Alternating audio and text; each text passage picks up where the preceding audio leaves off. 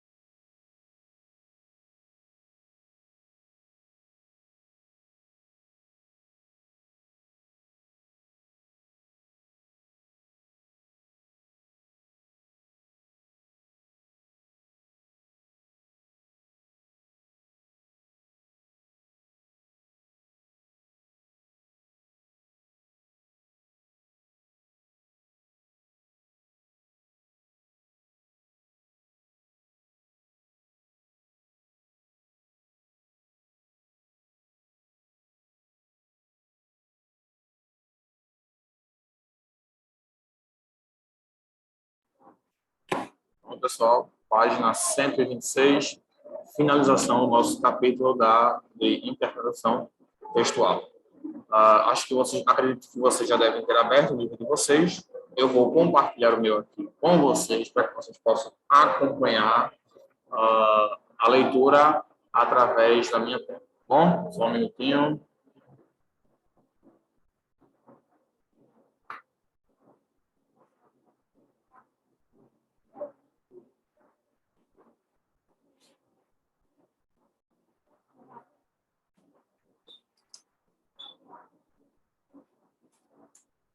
Pronto.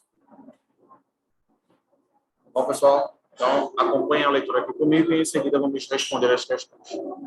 Entrevista. Meu caro, recebi a revista com minha entrevista, que você não quis fazer por e-mail, como eu tinha sugerido, nem com um gravador, como seria prudente. Confiou na sua memória e nas suas anotações, O resultado aí está.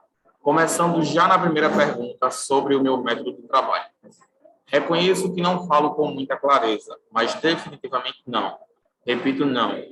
Disse que antes de começar a escrever, traçavam os miúdos, o que pode dar a entender que me preparo para o trabalho atacante. Crianças portuguesas. O que eu disse foi que a miúde faço traços no papel, esperando que venha a inspiração. Também não sei de onde você tirou que só escrevo descalço e ouvindo Mozart. Em outra pergunta, sobre o começo da minha carreira e as leituras que me influenciaram, onde está se Corcundas Libertários deveria ser concursos literários.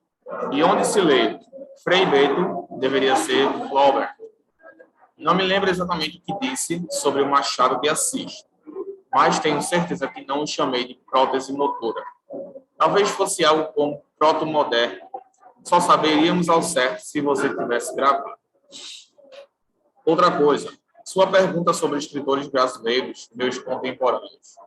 Se eu for processado, e no caso do Paulo Coelho certamente serei, depois do que você botou na minha boca sobre ele, farei o possível para que você seja responsabilizado criminalmente.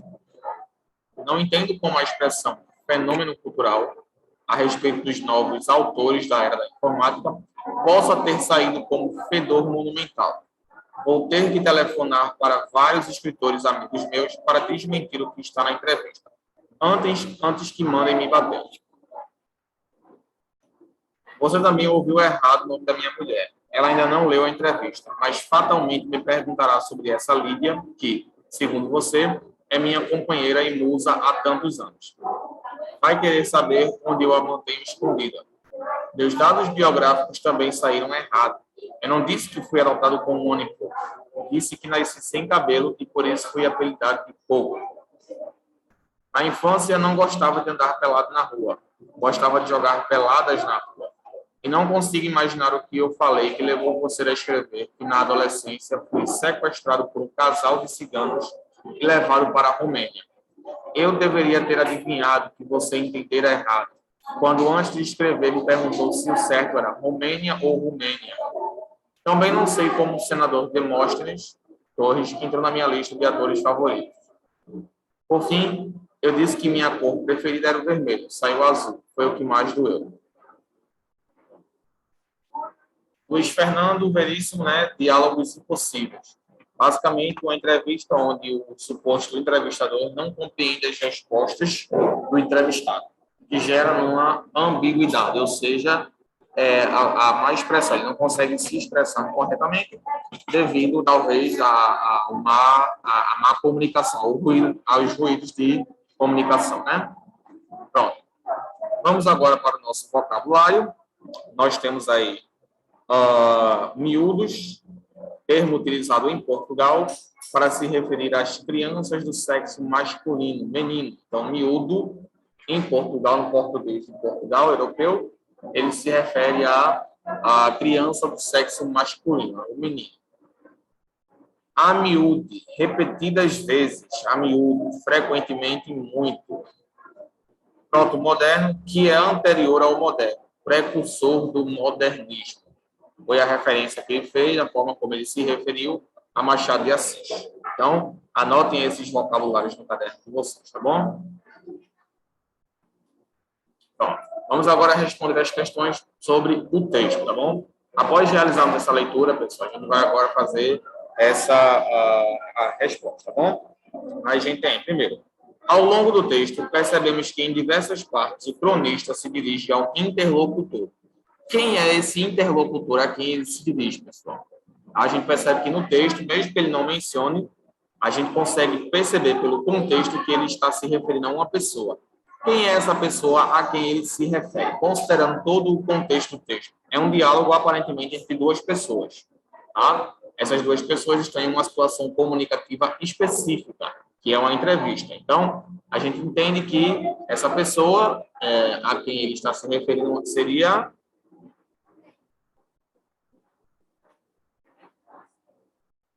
o autor, né, pessoal?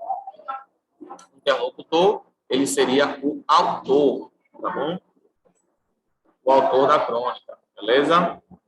O autor da entrevista aqui se refere ao cronista, tá bom? O autor da entrevista, ou seja, o entrevistador, a pessoa que realizou a entrevista. Porque as respostas que ele dá fazem referência às perguntas que o entrevistador o fez acerca da sua vida e de algumas coisas pessoais. Então, a gente entende que as suas respostas elas estão direcionadas para o entrevistador, ou seja, a pessoa que está entrevistando, tá bom?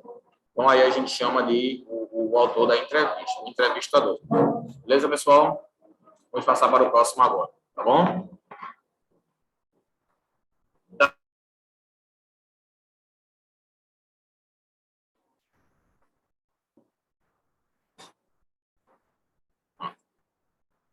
Vamos para o próximo agora, pessoal. Segundo, letra B. Identifique no primeiro parágrafo os termos utilizados pelo cronista para se referir ao seu interlocutor.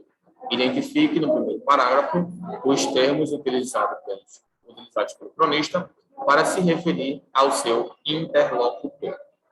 Bom, ou seja, quais foram os termos, pessoal, que o cronista utilizou para se referir ao seu interlocutor, que no caso aí seria o entrevistador, né? Aí, quais são esses termos aqui no primeiro parágrafo, nesse parágrafo aqui, que fazem menção a esse entrevistador? A gente vai fazer a leitura novamente, eu vou fazer a leitura novamente, e em seguida a gente já vai dar essa resposta. Tá? Analisem esse parágrafo com cuidado e vejam aí qual termo ele utiliza para dar a entender que o interlocutor, para se referir ao interlocutor, tá bom? Um minutinho.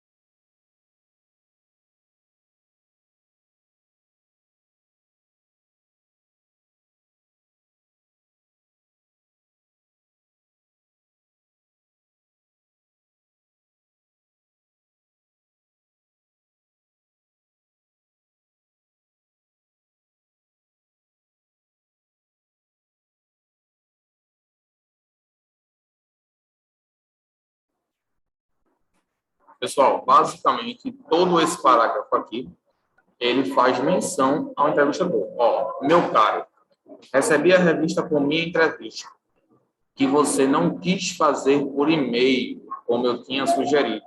Ou seja, que você, o interlocutor, não quis fazer por e-mail. A gente entende que ele que estava realizando a entrevista. Então, ele já fala aqui que a pessoa, né, que entregou a revista para ele, que é o entrevistador, já está se referindo a ela. Então, todo o primeiro parágrafo em si, ele faz menção a esse interlocutor. Tá bom? Oi. Eu faço a lição para pegar.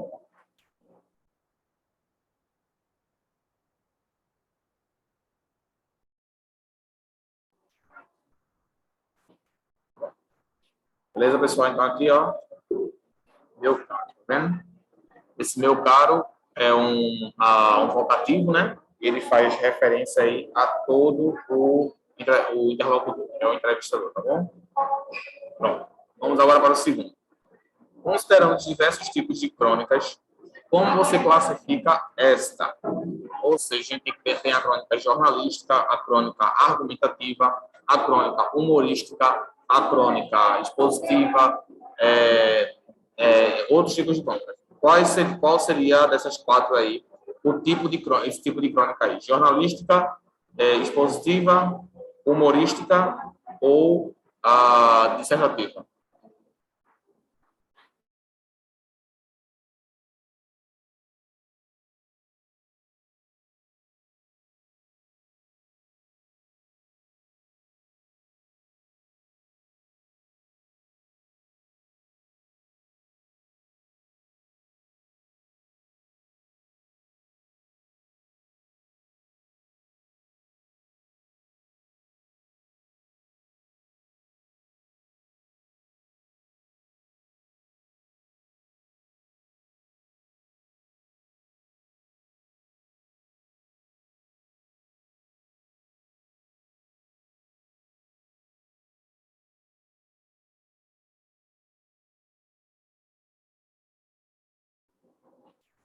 Pessoal, esse aí seria um exemplo de crônica humorística, tá bom? Apesar de estar se referindo à matéria na revista, na entrevista que ele fez, essa crônica é uma crônica humorística. Por que humorística? Porque a gente percebe que o repórter, o entrevistador, no caso, ele distorce todas as informações, né?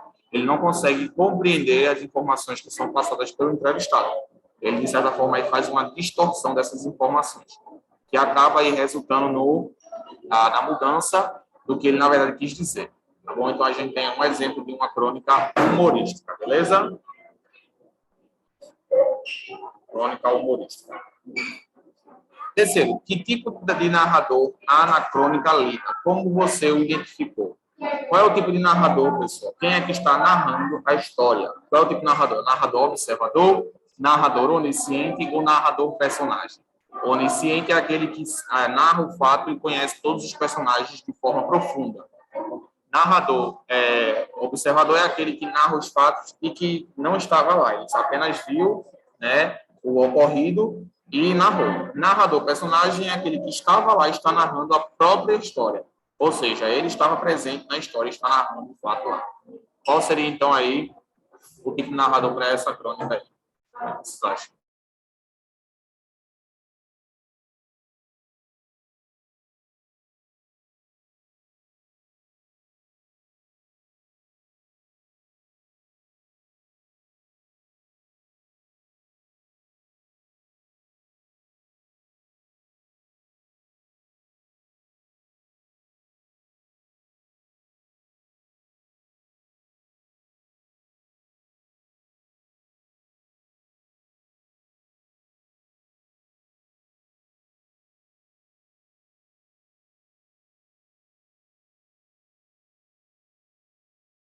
Pessoal, nesse caso aí, a gente tem um exemplo de um narrador personagem, tá? Por quê? Ele mesmo está narrando o fato que aconteceu. Ele mesmo estava lá. Então, a gente tem um exemplo aí de um narrador personagem e também estava narrando a própria história, o próprio fato. Como é que a gente identificou esse narrador? Através da conjugação dos verbos, né, pessoal? A gente percebe que ele usa aí verbos na primeira pessoa do singular. Ó, recebi, né? Eu tinha sugerido sobre meu método de trabalho, reconheço. Então, tem verbos aí que estão na primeira pessoa do singular, ou seja, estão conjugados com o pronome eu. Então, a gente entende que ele está fazendo referência, menção a si mesmo, tá bom? Por isso que chamam aí a gente diz que é um narrador personagem, porque ele está narrando o próprio fato que aconteceu com ele. Ele mesmo é o personagem, tá bom? Então, a gente tem agora o quarto. Leia com atenção o período a seguir. Ao longo do texto, o narrador apresenta diversos enganos cometidos pelo jornalista que o teria entrevistado. Letra A. Observando o emprego da forma verbal destacada, que é o verbo teria, e o que vimos até aqui a respeito do gênero textual crônica, reflita. A flexão do verbo ter está adequada? Justifique sua resposta. O verbo aí ter, ele está conjugado no futuro do pretérito, tá bom? O futuro do pretérito. O verbo investigando pelo jornalista que eu teria entrevistado. E aí?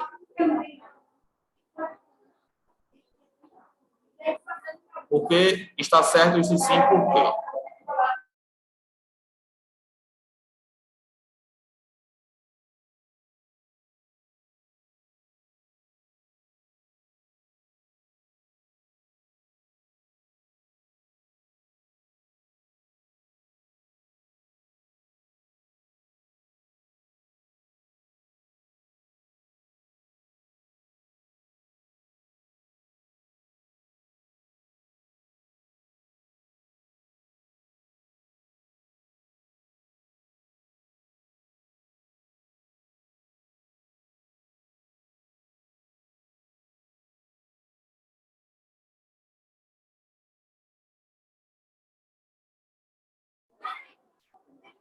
Sim, pessoal, está correto. Tá bom? Por quê?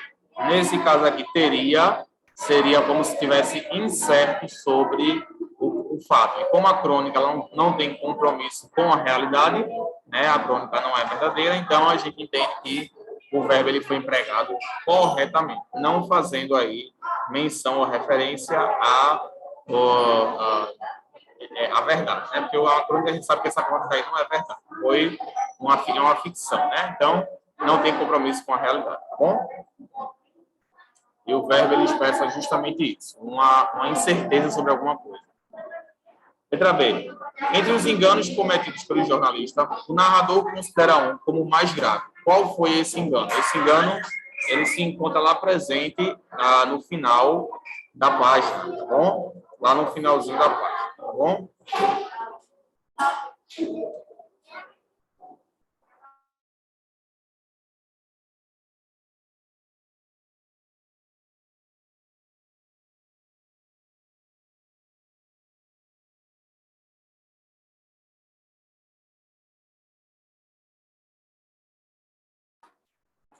Acabou desconectando aqui sem querer, pessoal. Deixa eu voltar aqui para vocês. Pronto. Então, voltando aqui ao que eu estava falando, esse erro se encontra no finalzinho da crônica. Aqui, ó. Deixa eu mostrar para vocês. Ó. Por fim, eu disse que minha cor preferida era o vermelho, saiu azul. Foi o que mais doeu. Então, esse, de acordo com ele, foi o erro mais grave, né? Para ele. Não sei, talvez ele tivesse uma preferência muito grande pelaquela cor, não sei, né? E temos a última questão aqui, que fala, faz uma reflexão. Reflita, por que o cronista considerou esse engano mais grave? Dica. Para responder a essa pergunta, você deverá descobrir uma das maiores paixões de Luiz Fernando Veríssimo. Aí é uma pergunta que vai requerer que vocês façam uma pesquisa, tá bom? Mais assídua, mais profunda acerca da vida de Luiz Fernando Veríssimo, grande cronista brasileiro, tá bom? Mas, para poupar vocês esse trabalho aí, já é como uma parte que foge um pouco da nossa aula, né? Ele é um torcedor fanático do Internacional, né? De Porto Alegre, cuja cor predominante é a vermelha. A cor azul, confundida pelo jornalista, sugere que ele é torcedor do Grêmio, que é o grande rival do seu time. Então, o motivo pelo qual ele se doeu bastante com essa confusão foi que distorceram o time aí pelo qual ele torce. Então, ele se considera fanático pelo Internacional de Porto Alegre, cuja cor é o vermelho, né? E o azul é a cor do time oposto, que é o Grêmio, que é o time rival. Tá bom? Beleza, pessoal? Então, ó, por hoje a gente finaliza aqui. Tem mais uma pergunta aqui no sexto. A gente vai deixar para responder na próxima aula. Próxima aula tem mais perguntas aqui para responder acerca desse texto. Tá bom? Temos muita coisa para fazer ainda antes de terminarmos esse capítulo. Beleza, gente? Então, vou ficar por aqui. Vejo vocês na nossa próxima aula. Eu espero que vocês tenham gostado. Qualquer dúvida que vocês tiverem, quanto a alguma pergunta, quanto a alguma questão que foi levantada aqui, vocês podem falar comigo no WhatsApp que eu vou ajudar, tá bom? Qualquer dúvida, estou à disposição. Fiquem com Deus, tenham uma ótima semana, tá bom, gente? E nos vemos na nossa próxima aula, que é a nossa aula de gêneros textuais. Tá, gente? Tchau e até a próxima aula. Tchau, gente.